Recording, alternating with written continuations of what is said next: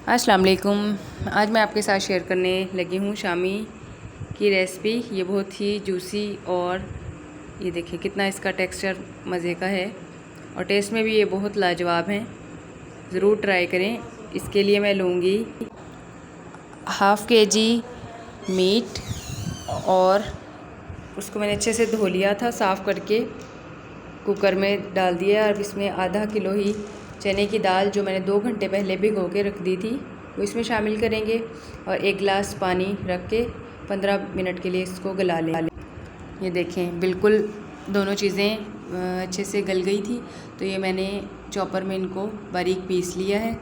सारे मिक्सचर को मैं ये ग्लास के बाउल में शामिल करूँगी और इसके साथ ही इसमें 1 टेबलस्पून रेड चिली पाउडर, 1 प्याज बारीक चॉप किया हुआ, 4 सब्ज़ मिर्चें बारीक कुटी हुई इसमें मैं शामिल करूँगी।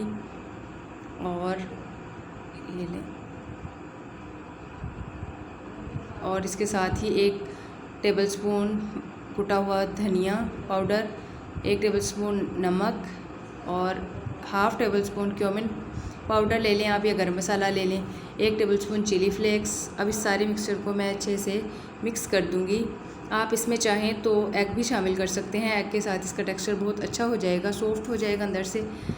और ये देखें इसका कितना मज़ेदार सॉफ्ट टेक्सचर है। इसकी कबाब की शेप कितनी अच्छी बन रही है, ये देखें।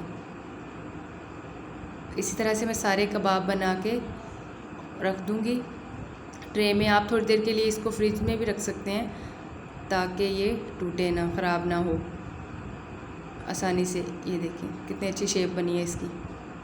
इसी तरह से मैं सारे बना के रख लूँगी ताकि बाद में आसानी से फ्राई करती जाऊँ।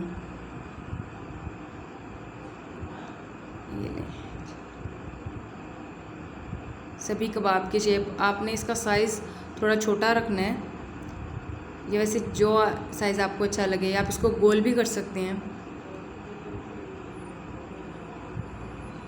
सेम इसी मिक्सचर के गोले कबाब बनते हैं, उसकी बस शेप गोला की कर दी जाती है।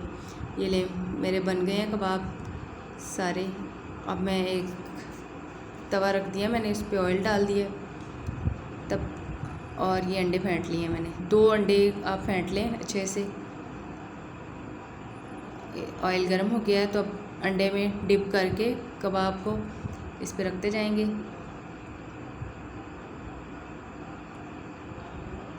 एक एक करके आप सारे इसमें रख दें।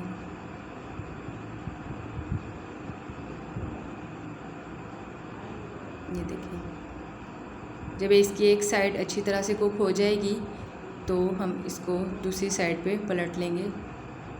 जैसे कि मैंने भी इसको चेंज किया इसकी साइड।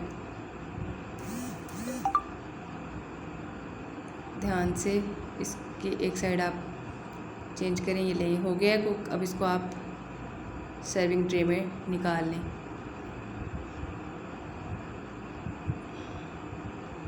मज़ेदार कबाब आपके तैयार हैं। ये देखिए कितने सॉफ्ट।